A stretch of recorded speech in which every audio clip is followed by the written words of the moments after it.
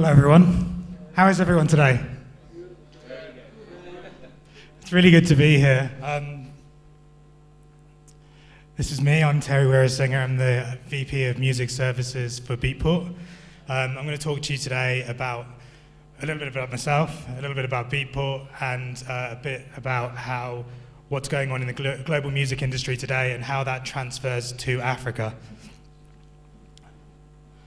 So starting off with me, my career, I spent the first 5 years of my career working for Pioneer, and I started working on their hardware division for DJ and launched products such as the CDJ 1000. I think a lot of people in South Africa are using CDJs these days, but in those days, DJing was really about using vinyl, and this was the first deck that gave DJs the full control of the system, so you could touch the CD as if it were vinyl, and it gave you looping and cue points as well. The last product I did with Pioneer was the DJM 800, which is kind of the industry standard in terms of what a 4-channel mixer is in nightclubs. Yeah, so the vinyl to CD change was the period of Pioneer that I looked after, and during that time, Pro DJ became Pioneer's most profitable division. The next 5 years of my career were at Traktor, yeah, I spent 5 years there heading up global communications and launched Traktor Pro. Traktor's turnover over those 5 years increased by tenfold, and I led their move into online marketing, and we produced 20 videos on YouTube that got over 1 million views. And really, you know, as artists, producers, labels, social media, it was stressed by the managers earlier. This is really where you need to be looking to build your brand yourselves before you get picked up by management. So a little bit about you. So before I start, it'd be really good to know who's actually here. So do we have any, does anyone here work in the dance music industry or want to work in the dance music industry? Hands up, show of hands. Lights are bright in here. That's a lot of people. Okay, who's actually a DJ? Wow, that's pretty decent too. And producers? Good crossover. And does anyone work in labels or distribution? Not enough. Okay. A little bit about Beatport then. I'm sure you're all familiar with the brand, but I'm just cover the cracks, I guess. Beatport was founded 10 years ago by 3 DJs. It was made by DJs for DJs. And the idea was to remove barriers for music. 10 years ago, if you wanted to buy vinyl, you had to go into a major city. Even in England, you had to go to London or Manchester into little stores which had a limited selection of records, hope the records you wanted were there, listen to a pile of records that you'd never heard of to try and find the tracks that would make up your set. When Beatport started, it meant that people could actually access music globally, and that when you released tracks, it was available to anybody in any community so long as they could download it. We've got offices in New York, Denver, LA, Berlin, and Tokyo. You can buy tracks on Beatport in over 230 countries, and we sell high-quality files to DJs. The service is really tailored for DJs. Consumers can buy on the site, but that's not our bread and butter.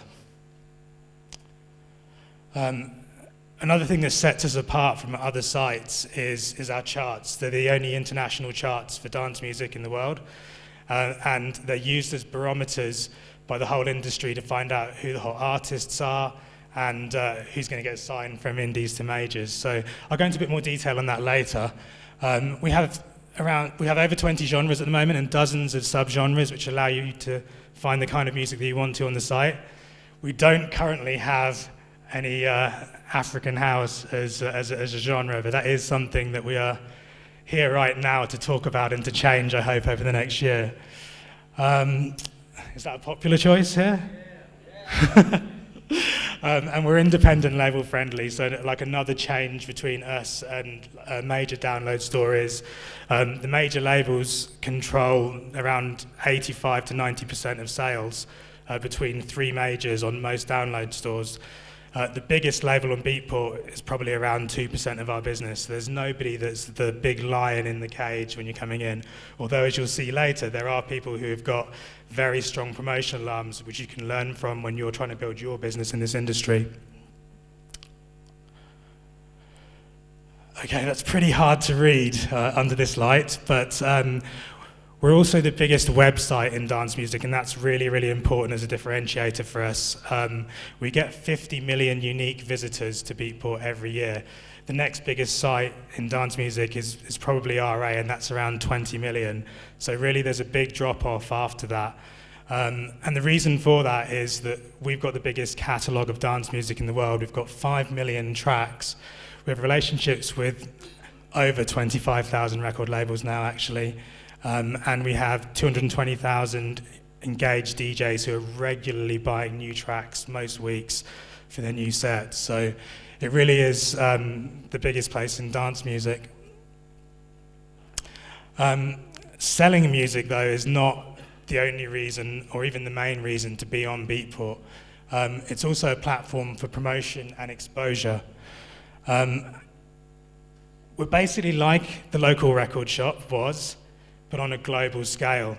So the local record shop was the place where the DJ would go to find out about his new tracks, but it's also be where the tastemakers were hanging out to find out about new music. It's where the promoters and bookers were going to find out who are the new DJs in town, you know, who can I meet?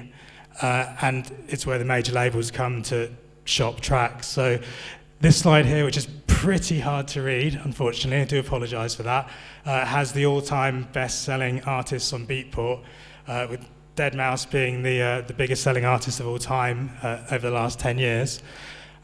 What we can say is that, even though you can't read that list, and I apologise for that, around 5 of the 10 artists on that list were artists that really expanded their careers by releasing on Beatport.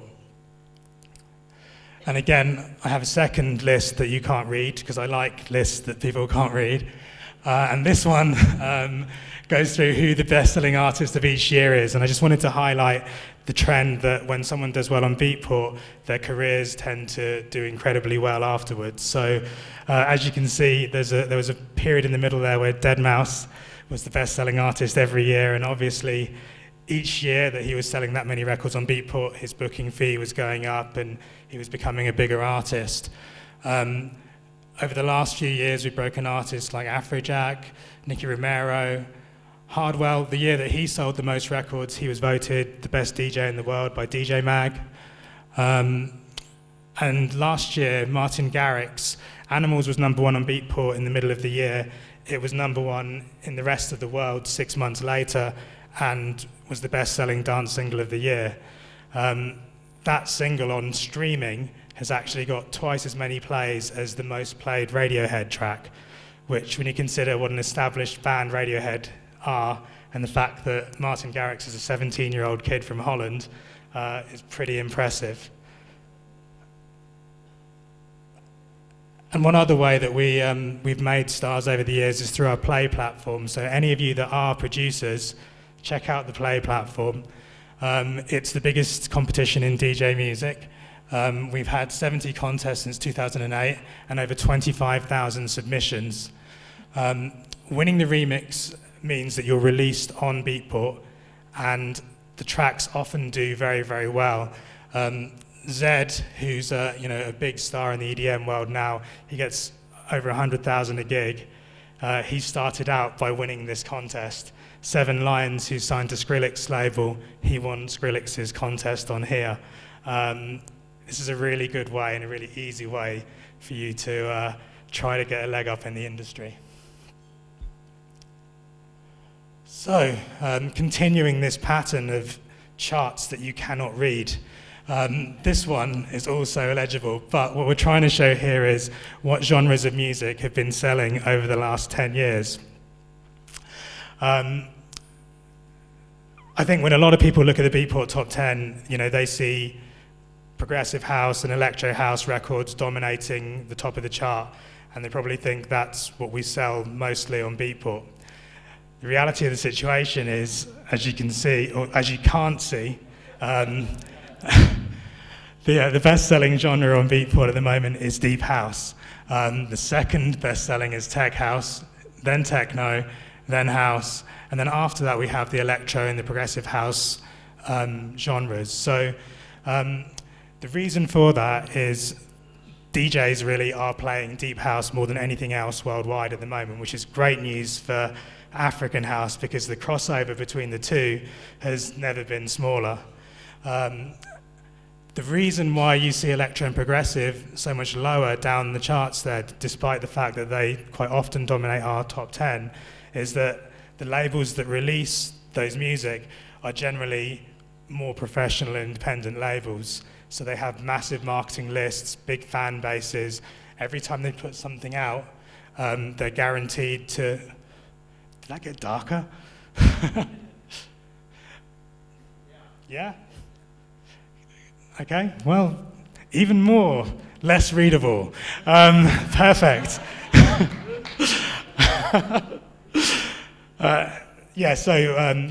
Those labels have strong promotional power, and we'll go into that a little bit later as well, because what it means is by building up their lists, they've managed to build a great deal of fans who love the kind of music they make. The quality of the music they make, regardless of whether you like their genre or not, it's very high quality music for their fan base, and when they release something, they're pretty much guaranteed to sell to a lot of their fans.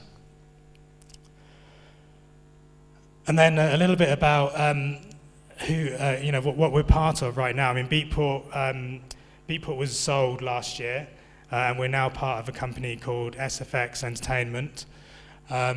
SFX's motto is to create the global platform for electronic music culture.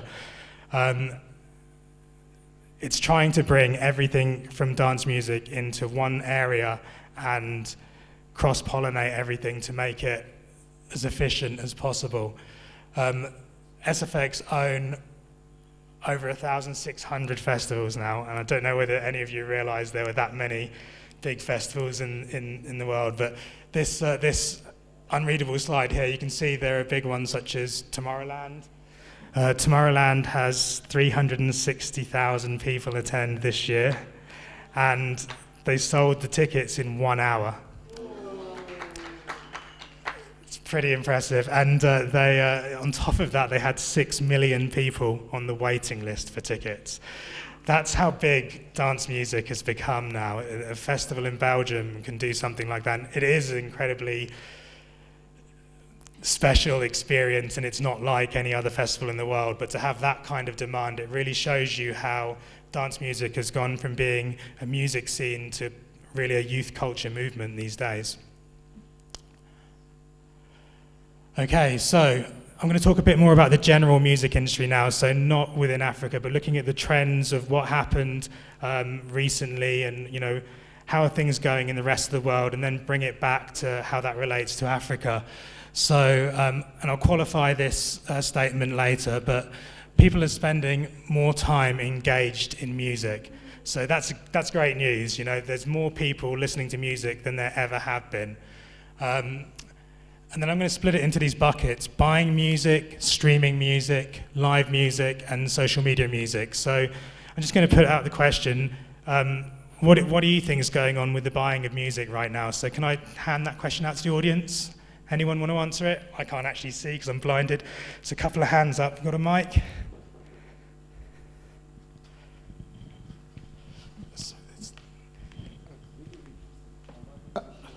Sorry, there's a mic behind. Yeah, regarding... The next one's yours. The next one's yours, I promise. Sorry, what's your name first? Tell us your name and a little bit about you. My name is Ntakuseni, and I'm a big fan of music. I collect. I'm based in Soweto. Actually, I've got a concept which is we've got a music library where we've got jazz records and we're still playing. I buy music. I never share music. I have to buy music. That's just my culture. But no one buys music. It's as simple as that. So I do it, but the industry, you have to adapt to that and accept it and find other ways of making money, because no one buys music. I'm the only nutter who does it. Simple as that. I'm with you. I buy music too. Yeah, you still buy vinyl. I still buy vinyl, but no one does. So, with that statement in mind, what do you think is going on globally in terms of the buying of music right now? We know people are spending a lot more time with music, but what's going on with buying? Well, I really don't know. The only thing I can assume is that people are sharing music and making it available if it's for free or whatever. I really don't know. I'm just guessing, but yeah. Okay, but well, the most important thing, I think what's going to be very important is live performances. Very, very astute. Pass the mic forward to the gentleman in front of you. Damn, I had an answer for the other one. No, well, you never get the easy questions in life. Remember that. People will always ask you the ones that you don't want to answer. And I'm going to ask you about what you think about streaming. What do you think is going on in the world of streaming right now? Do you think that that's something that's successful, or is it something that's going to come in the future, or is it just never going to make it? Okay, I think streaming is actually growing. A lot of people are actually streaming due to the fact that they still want to listen before they actually buy, to make sure. So it allows them, gives them the choice of choosing carefully what they really want to buy. Instead of buying a whole collection of a CD, they'll stream through the CD and then determine which one they want to buy. So it helps them. So I think it's growing. Sorry. Yeah. Perfect. Thank you very much for that. Okay, and then we'll touch on live music and social media and music in a second. I'm just going to flip over to show you the actual results from music in the world last year. So recorded music, despite the fact that people are spending a lot more time with music and a lot more money on music generally, the recorded music revenue generally, including everything physical and download, went down by 3.9%. Download sales generally went down by 2.1%. These are consumer downloads. So Beatport, for instance, we didn't go down in sales last year because we sell to DJs, and DJs need physical files still. There's only 3 major ways of DJing. You can DJ on CDs, you can DJ on Serato, or you can DJ on Traktor. Those are the 3 different ways you can do it, and all of those USB sticks is part of the CD thing, obviously, but they're all formats that require physical files. The big change in the industry over the last year has been streaming, and streaming revenue went up by 50%. Now, you don't feel that here because, basically because of the difference in internet between here and the rest of the world, which is why it's not really going to kick in right here. I know I've been frustrated in my hotel room trying to download a picture, and then it's like, you get an email from your friend and you're just like, oh, download this, and just sat there. It's like 53 minutes, and it's a kitten having a fart. And like, it would have been funny if I was back at home, but like, I've just sat there for 50 minutes waiting for this kitten to download, and yeah, it didn't impress me at that stage, to be perfectly honest. Live events. So where is that money coming from? Where is all of this increase coming from? So live events, there's been a 10% growth in North America. Worldwide, ticket sales were up 30%. There was a 26% increase in concert attendance, 17% at top 5 global dance music events, and for the number of dance music festivals held worldwide, it went up by 30%. So you can see that there's a lot of growth in live music, but actually there's even more growth in live dance music. It really is the trending thing in the whole of the world right now. Okay, Facebook, social media. Does anyone here use Facebook? Can I see a show of hands of people who use Facebook in this room? Yeah, okay, who doesn't use Facebook? 2 people. 3. Brave.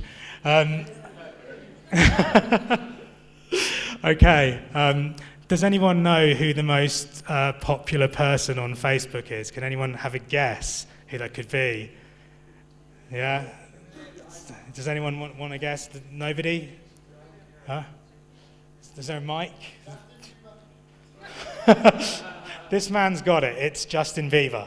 There she is.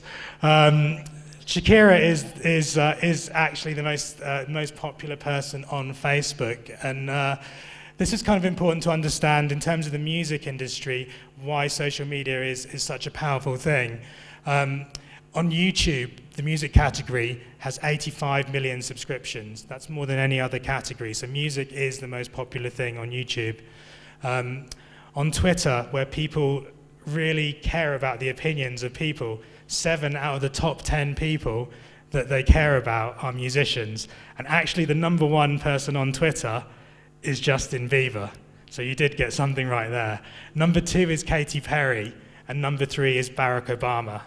So when it comes to people's opinions and what people think, I think that gives you a good idea of how powerful musicians can be. And when it comes to Facebook, yeah, I mean, Shakira's got 100 million fans. David Guetta's got 55. That's a really powerful amount of people to be able to communicate to with any message that you've ever got. And all of those people started off with 0 fans. So I wanted to highlight one of the labels that we have on Beatport, just because they've just done such a stunning job of promoting themselves. You often see releases by Spinning or labels related to Spinning on the website. All of the releases obviously are of a high quality if you like that kind of music, if you're an EDM fan, and they're very well targeted.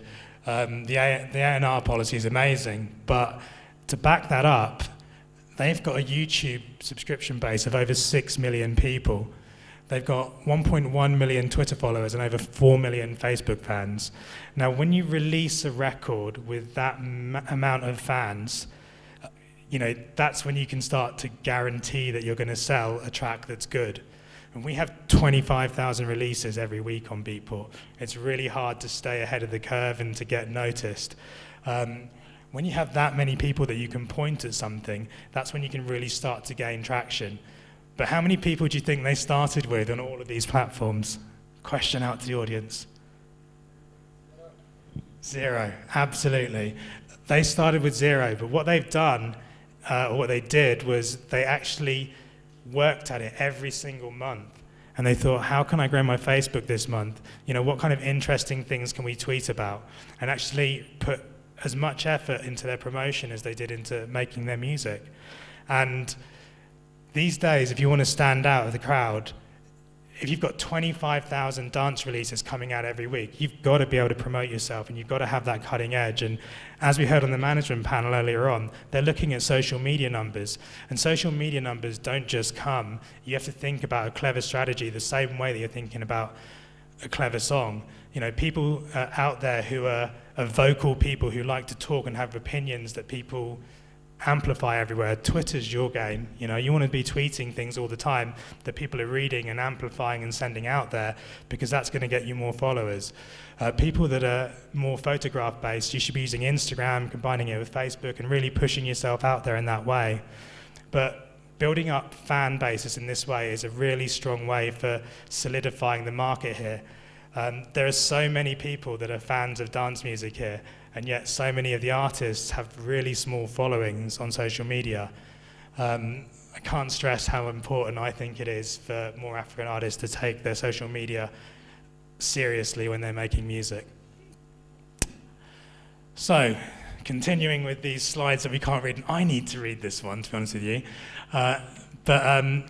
This is about brand engagement, because this is another place where some of the money is going in dance music right now, and in a very positive way. So 51%, you can hardly read it here. Is there any way of making it slightly darker so the screen can be read? 51% of consumers feel affinity to brands who sponsor events. So when you see a tequila brand sponsoring an event, most people have a positive feeling about that. And that actually rises to 72% when you get the people who actually go to the event. So for brands, you know, all of the events that we're putting on, they're really, really attractive to them because it's a positive way of them interacting with people. And 74% of people who are giving away things through streaming services feel positively about that brand. So brands doing giveaways around music, or brands sponsoring music, this is really another way which in the rest of the world right now, there's a massive boom because every brand wants to do it because the figures just add up. You know, people just like you if you sponsor stuff that they like. And then mobile music. Obviously, we haven't really got that yet, but hopefully this is going to come here soon. But looking at the time that people spend in apps on mobile phones, social networking obviously is massive. Everyone's using Facebook all the time. Health and fitness, Apple have obviously just put out a health app. If you get a new Apple phone, it's built in. That's going to rise this year. But music is by far the most used app for people as well. So as things go forward here, we can probably assume that this is going to happen here as well.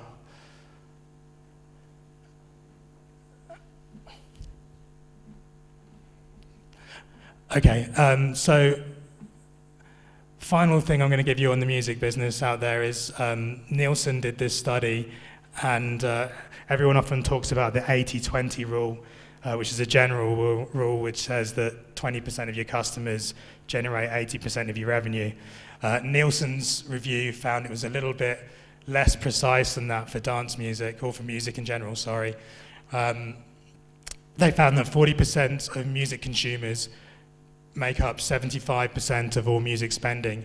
But if you target the real fans, they're spending $422 on average per year on music, or going out to live events as well, whereas base consumers are spending just $44.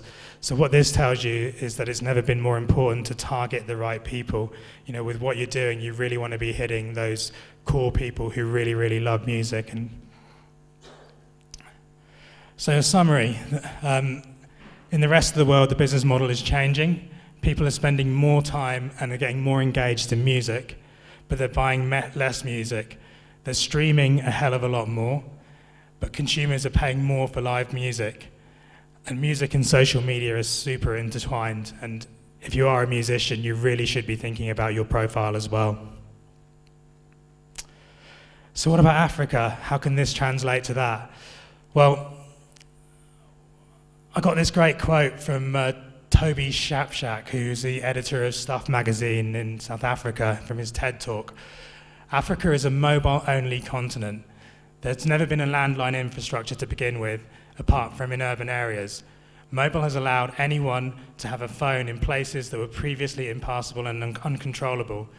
It has also been enabled from a business perspective by prepaid payments that handily removes the equally widespread legacy problem that very few people have bank accounts. So obviously we're not there with mobile internet just yet. I can tell that for a start, having spent a few weeks here. But another great stat that I picked up from The Guardian in the UK was that mobile internet usage will increase by 20 times over the next 5 years in Africa. So there are plans afoot to bring the cost radically down so that everybody can access the internet on their phones. And all of my predictions of what I think will happen in the scene here are based upon broadband being bypassed and more people being on mobile internet than home internet. Great, that's really unreadable. What it says though is that when this happens, you'll really be able to harness your fans. Right now it is difficult. There are 9.4 million Facebook users in South Africa. It's actually the second highest in Africa and 32nd in the world. So it's about 1 in 5 people that is on Facebook. But dance music here is a culture in a very different way to how dance music is in the rest of the world. In the rest of the world, it's a youth culture, so it's teenagers to people in their 30s going out and partying. Here, you really do have a much larger penetration pool. You've got little kids who go to dance at African house gigs. You've got grandmas going, and everybody is partying together at some of these gigs. So there's a much bigger market to build your fan base up with, and that's a key strength of Africa. Using that to build your social media, that's really a key to get noticed here firstly, and then eventually in the rest of the world. Is anyone going to Soul Candy's Spring Fiesta tomorrow? Yeah, I'm definitely going to be going down as well, just to check it out. I've got to see something new there. There's a lot of big artists playing there. Do you know a lot of the artists there? Yeah? Huh? Now, so with all of those artists, when you actually look at their social media followings, a lot of them are lower than the number of people actually going to the event tomorrow. They've got 15,000 tickets sold. Yeah, a lot of the big artists there haven't actually built that backbone for themselves. So they're big right now, but they're not doing the work to keep themselves where they need to be there at the right time. So that was something that concerned me a little. And obviously, some of the things that have happened in the rest of the world have happened here already. And when you look at, you know, the big stars, they're cutting ahead of the trend. So Black Coffee has nearly 1 million Facebook fans, quite a way ahead of Mr. Zuma. And I live in Germany. He's actually ahead of Angela Merkel as well. But music downloads, I think, will go down, you know, from where they are right now. And I think physical sales will also go down as well. You've got a really strong physical market here at the moment. The stronger the internet becomes, the less people are going to buy physical media. That's the trend that happened in the rest of the world, and I personally would predict that that will happen here as well. And once everyone has mobile internet at an easy, accessible price, mobile streaming will become very, very popular. You'll be able to just basically pick up your phone, find the track you want, and play it. I mean, who doesn't want to do that, really? Music will become the most popular category on social media. You've already got a musician who's right up there. There's a lot of other really big musicians here who could be right up there as well if they had the same kind of workings that Black Coffee's had over the last year. The number of live events and the number of people attending, we expect that to go up as well, and more money will be poured into the sponsorship of events. So again, Spring Fiesta has been sponsored by this tequila brand. Going on the old statistics, 50% of the people that like this event will probably like the tequila brand. 70% of people who attend the event will like the tequila brand, and 100% of the people who drink the tequila at the event will like the tequila brand. So there are people in South Africa who are already doing this. You know, you have leaders within the industry. Soul Candy are another one. You know, they're a professional organization. Have a look at what they're doing. Have a think about what they're doing, because the patterns of behavior that they're bringing in, they're the patterns you need to bring into yourself to be successful as well. This one I'll just briefly touch on because it's also quite hard to read. But there's going to be a merging of businesses, basically. So there's a real sweet spot that's going to appear between promoters, retailers, and merchandisers. So as an artist, you need to be looking at those kind of areas. And as a label, you need to probably think about 360-degree deals, because you want to cover a percentage of everything. All of the work that you're putting into an artist to get their music out there, you should be looking after the gigs as well, and maybe the merchandising within one organization. Artists need it as a service, and labels are going to need it in the long term here, I think. So briefly, I'm going to touch on the future of Beatport then. What have we got coming up? Well, 10 years ago, we noticed that there was a gap in the market for DJs to be able to buy tracks outside of big cities and just have this globalization. Now what we've noticed is there's a gap in the market for a centralized hub for dance music. So right now, a lot of the fans in dance music come to our site. It's not set up for fans, it's set up for DJs to shop for music. So we're looking at how we can have fans, promoters, ticketers, labels, producers, and artists all in one place, share all of that with their social media platforms, and be this centralized hub for dance music. Some of the other exciting things we're doing over the year, we've got a radio show for the first time. It's the Beatport Top 10 show. It's presented by Pete Tong. It's terrestrial in the States, over 88 radio stations, and it's going to get syndicated over the rest of the world, we think, this year, but right now it's States only. We're doing MTV News, so MTV in the States has a 1-minute Beatport news show starting next year, and That will also be online, so if you're checking out the MTV site, you'll be able to check out what Beatport are talking about. We're going to open up our API, so on our website, if you want to take some data from it and display it in different places and brand Beatport on your site, you're going to be able to do that very, very easily going forward.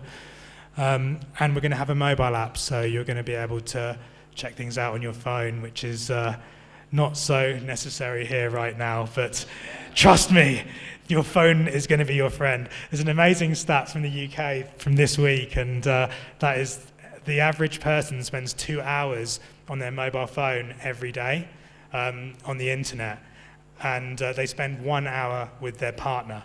So trust me, the future is coming, and you're going to spend more time with your mobile phone than your wife. So harnessing the audience. So this is a really important stat as well. So we had, at the beginning, we said we're the biggest site in dance music. We've got 50 million people on the site 50 million different people who come to the site every year. We don't want to sit still. Nobody should be sitting still. And we've got a really big target for the next couple of years. So we're going to be bringing in all of the people from those 1,600 festivals. We're going to be bringing in the MTV audience, the Clear Channel radio audience, targeting them all at Beatport and giving them something to enjoy. And we think that by doing that, we can increase our potential audience to around 550 million people.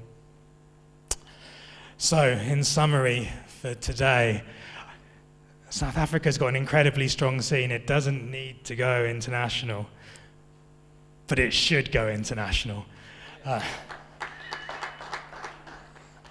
I really believe that the increase in mobile internet is something that's really, really important, and if any of you have a voice to push for things like this, the internet is something that's going to really help you go international, because you'll be able to see what's going on in the rest of the world so much clearer. They can see what you're doing so much clearer. You can put so much more things online. I think that that will really level the playing field. And my advice is look for local inspiration. So many people look at who are the big artists doing this in America or whatever. You've got people like Black Coffee. How did he do that? Have a think about it. Look at his career. Look at the choices he's made. Look at labels like Soul Candy and what they've done. You know, they have very impressive followings, and there's a lot of lessons you can learn from what they're doing internally within this country right now. And what they're doing works here right now. It's not a model from another country that they're trying to push on you. And by doing that and by having a globalization in that way, I really hope that we can grow African stars into world stars. I'm Terry Weerasinghe. It's been really great talking to you.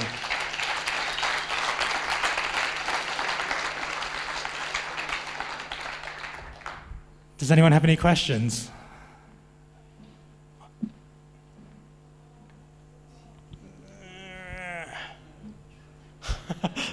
I wanted to use that the whole time. I forgot all about it. I hate it. You know, when you get a toy and you forget about it. Are we on?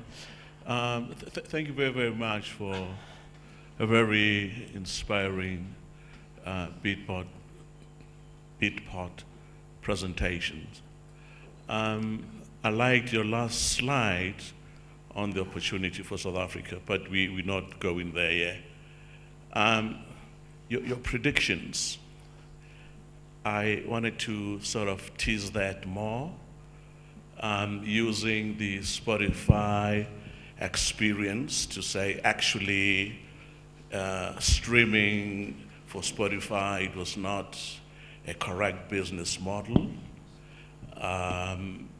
Yeah, and the downloads actually are still relevant for actually artists to get their money's worth. So I just want to know what your ideas really are. And for the South African context, I think that's very important because we're not yet highly broadband centric. We're getting there. But also EDM, it's huge. It's driven by youth. But also there's that category, my generation. We're still very, you know, we believe in physical because, you know, yeah. So maybe tease out those ideas because my prediction is that we live with hybrid models. And I think this is going to be a worldwide trend because the re-emergence of vinyl in Europe has just said to me, I should leave my vinyl and not sell it off because it's a treasure. Thanks. Well, firstly, I'm a big vinyl collection. Vinyl is a treasure. Don't ever sell your vinyl. I actually sold a few thousand of my records 15 years ago, and I've always regretted it, because the records that you buy are special moments of your life, and you can't actually buy that back again, even if you buy another copy of it. It's not quite the same. So don't sell your vinyl. The resurgence of vinyl, I think, is it's a bit of a big way to push it. It's still not 2% of music sales. You know, it's not like it's come out and become a whole new competing format again. I don't think that physical will completely disappear from anywhere, but the economies of scale will mean that younger people will push towards the streaming solutions, because they'll just master technology. And when that happens, then physical sales will start to drop, and that will mean distribution costs go up, because rather than selling 20,000, a gold album will turn to be 5,000, and then it will turn to be 3,000, and that makes it more expensive to produce, more expensive to distribute. So the cost of physical will go up, which will push other people out of the physical market. This has happened over the rest of the world. Australia was actually a late market to come as well, because they had really poor internet for a long time, and it's just decimated their physical sales as soon as they got fast internet. Here, I mean, from what I've read, and I've read a couple of articles, to be perfectly honest, so it's not like I'm the knowledge base of it all, but the suggestion seems to be that broadband is not the way forward, and that mobile internet, which I use mobile internet most of the time when I'm in Germany, and I stream all my tracks on it. I take tracks offline when I'm walking around. It very much operates like broadband does here, but because of the prepay mechanic of it, and the fact that it's on phone devices that are dropping in price every year, the cost of the service is dropping in price every year. The predicted number was a 20-fold increase over the next 5 years.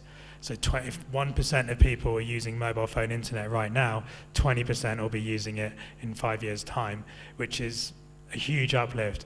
And those 20% that are uplifting are those kids that are driving for music, are hungry for music.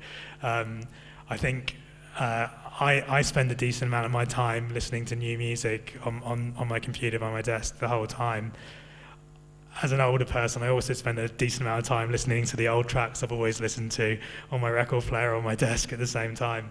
Kids are hungry for new things, they're hungry for new ways, and they're going to fuel, I think, the streaming revolution here. Does that answer your question?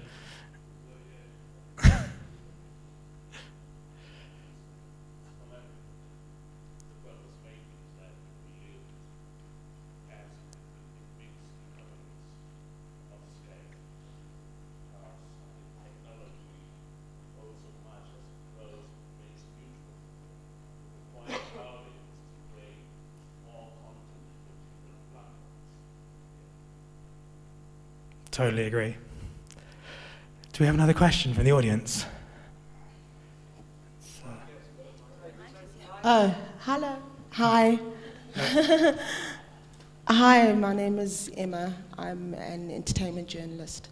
I just want to know, would Beatport, would you guys open an office here?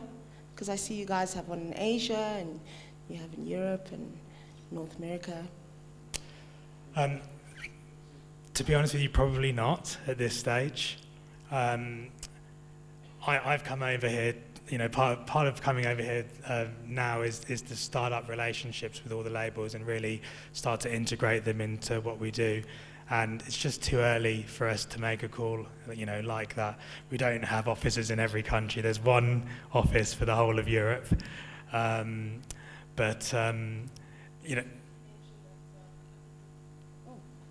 That African dance music is doing so well internationally, so I thought maybe.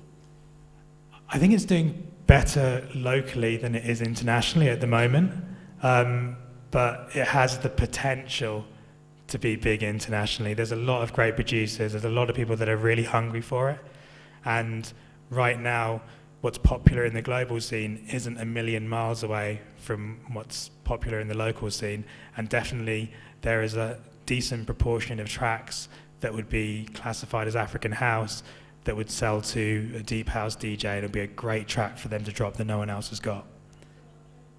And DJs do to get themselves out there? Work hard, to be perfectly honest. There is no shortcut in life. You know, you've really got to start building up your following, doing interesting things, making great music, networking with the right people in the industry. You know, there are hundreds of different ways of getting to those places. Look at role models, learn from them. There isn't a shortcut. That's the one thing I can tell you, is there's no, actually all you need to do is go to the bank, give them this form, and they'll give you the I'm an international DJ card. Maybe one day there'll be a bank account like that. If I started a bank, I'd like to think we could do that, but I have no idea how you do it. First of all, awesome presentation. And thanks to the Breathe Sunshine guys, because really we need this kind of knowledge and engagement. But I'll be quick. Streaming, is that content for free? How does it work? That's the first question. And second question, the future of music compilation. Didn't Beatport have like a concept where they actually made it easier for anyone? Maybe if you're a DJ and you want to do like a music compilation, and you somehow, didn't you have a concept where you're going to make it easy for people to do that? Because so yeah, I think that's it. And maybe if you could also explain about APIs. APIs, yeah, sorry, I knew I should have left that one alone. Sorry, what was the first one again? Streaming. How does it work? Is that content free? Yeah. Let's start with that one. There are various different ways that you can stream music from the internet. Two of the most popular free ones at the moment are SoundCloud and YouTube. I'm sure you're all aware of those two. YouTube is really heavily used in a lot of countries, not in Germany actually, because they're blocked for music content. SoundCloud is a fantastic place to find new music at the moment from unsigned artists and things. Are you all aware of SoundCloud? And so those are two of the free systems. Then paid systems, things like Spotify, and Apple recently acquired a company called Beats from Dr. Dre, which is always funny. Anyone buying something from Dr. Dre, I always find funny. You kind of expect him to just pull out a gun on you when he's doing it or something. I don't know what it is. Just like, he's still got that NWA gangster thing going for me. These services are paid services, and you know, they have, well, Spotify have two models. You can listen for free and listen to the adverts that are provided, or you can pay a certain subscription rate each month, and then there's no ads, and you can listen to that's the other thing. If you don't pay, then you can choose whatever you listen to, whereas if you do pay, you can choose the artist, you can choose the album. Just want to say, don't worry if you don't get your question answered, because I'm not going anywhere. Trenton has to make me go home because he's my dad. So if you find Trenton and me afterwards, whatever questions you've got, I'll be really happy to answer them. So don't worry if you don't get your question answered right now. Okay, but let's take that question. 1, 2, then the last one. And the last one. I'd like to know, you obviously Beatport is tailored for the DJ scene, and you know the DJs downloading and whatnot.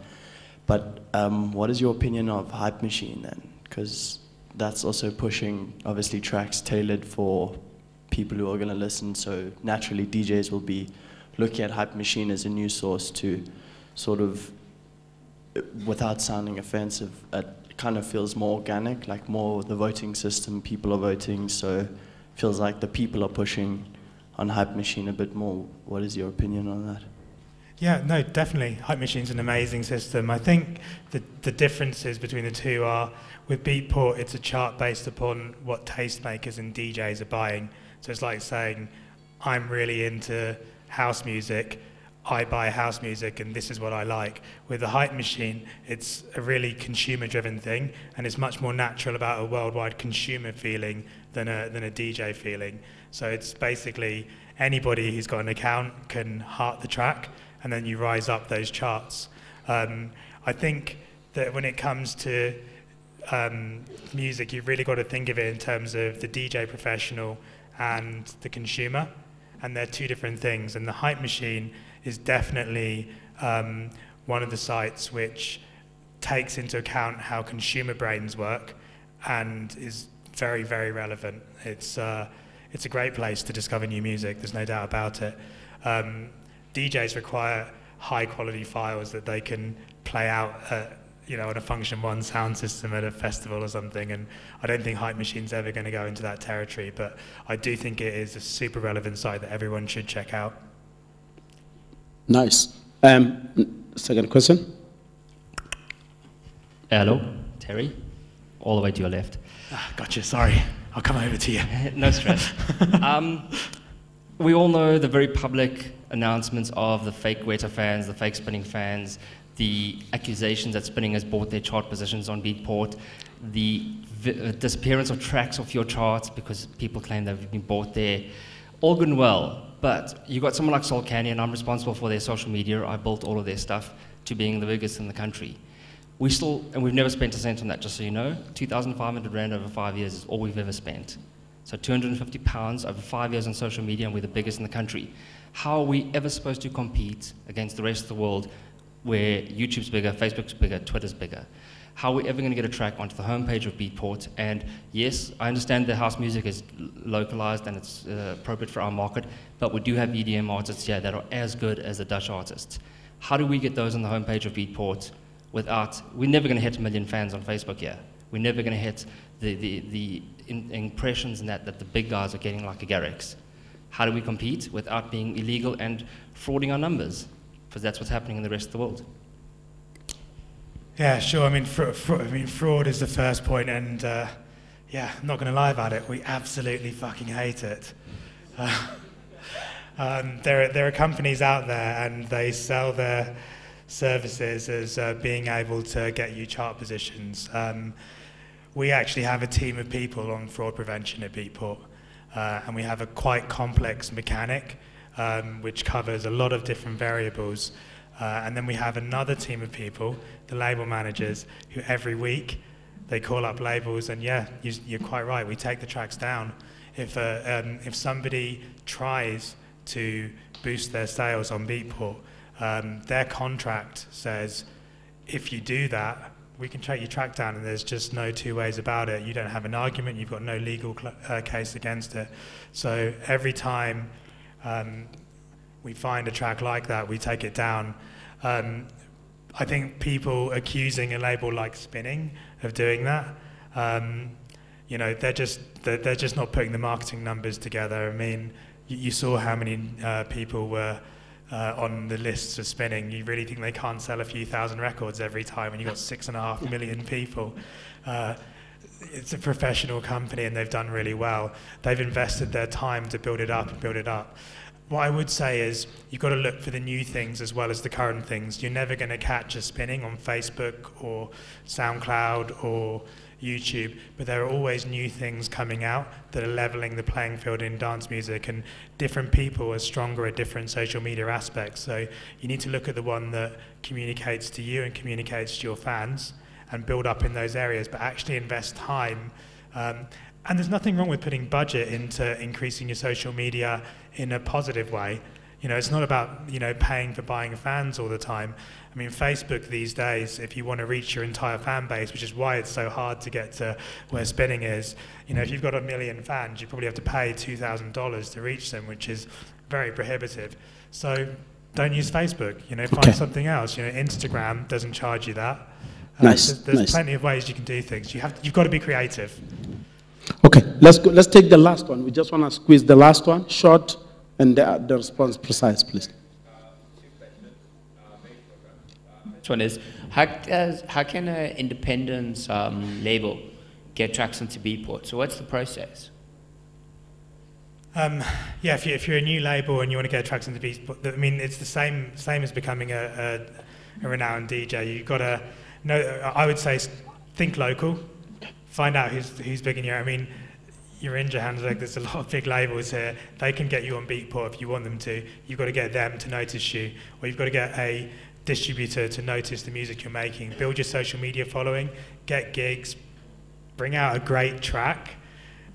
These things all together, impress a distributor or a label, and they'll give you your gateway into Beatport.